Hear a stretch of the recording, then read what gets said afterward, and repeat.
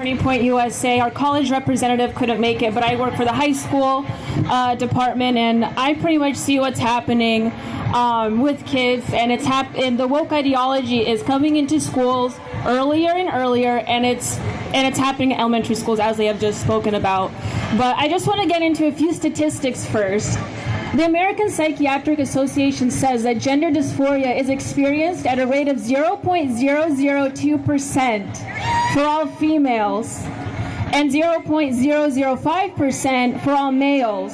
So why is it that Generation Z is the leading generation to identify as LGBTQIA+, and whatever on is going to be added on there later, and that transgenderism is on the rise with Generation Z?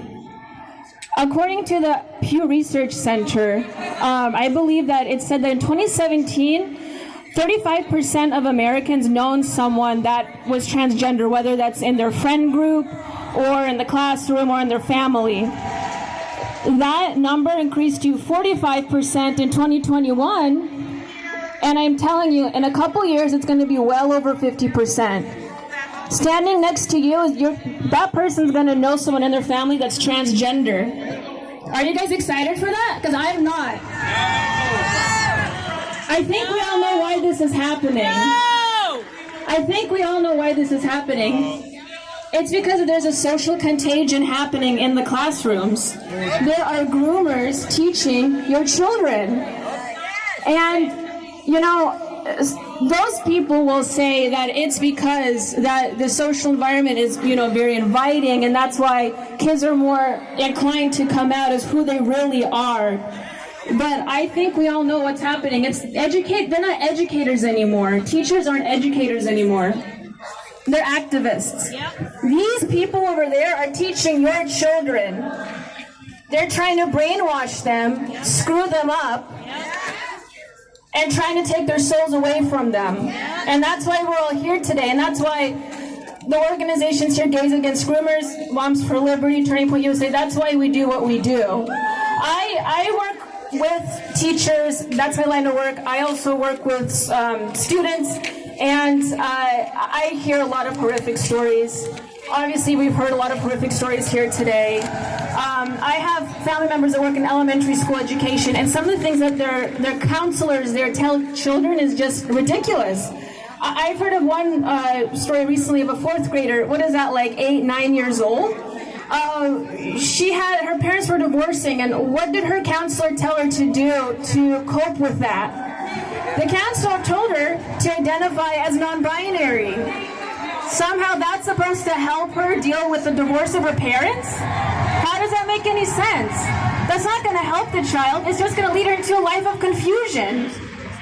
I also have I have a teenage cousin. He goes to high school, and he's being taught that because he's a cisgender white male, or in other words, a normal white male, that he should feel guilty because his existence is impeding on his sisters and his mom.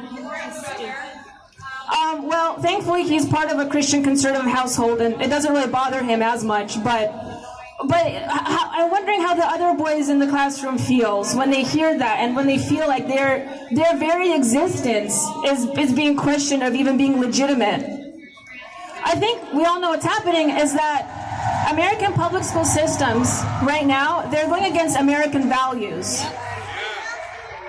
Exactly. We need masculine men.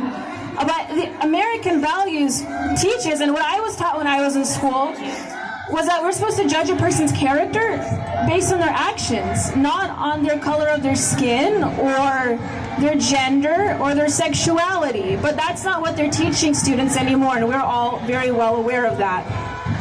And this is why I'm so glad to see the people that did show up today, because we can together mobilize and tell people that we are very much against this. I work in Washington State for Turning Point USA. I also work in Oregon, and I have a student in Oregon who was starting her first year in high school. And she was very afraid because, she comes from a conservative Christian background, and she was afraid that her ideas wouldn't be heard. But thankfully she did reach out to Turning Point USA, and I did start a chapter with her. It has about 4 other students in it. And guess what? They're actually telling other people about the values that they were raised with. Strong American Christian conservative values. And that's why and that can be and all of us can relate to that. If you're alone, even if you're a grown adult, if you're alone and you feel like you're the only one and you're going to stand up against that crowd, you're not going to feel very confident. But this is why we mobilize. And this is why we mobilize. So if we have more sane people in one room, we can fight against mental illness from prevailing and taking over teachers. And we can finally knock activists out of the classroom. And maybe bring back in teachers that want to impart truth and actual knowledge back into the classroom. So that's what Turning Point does. That's what Moms for Liberty does. That's what Gays Against Screamers does. Gays Against Screamers. And that's why we're all here today, because we're all mobilizing so we can feel stronger together. I'm so happy to see the people that did show up. It's really empowering to see this because, where I work in Washington State, it's not an easy place to work for a conservative organization. I'm sure you all can already guess that, but it's really good to see you guys here, and thank you for giving me a chance to speak today, and I hope to talk to more of you afterwards as well.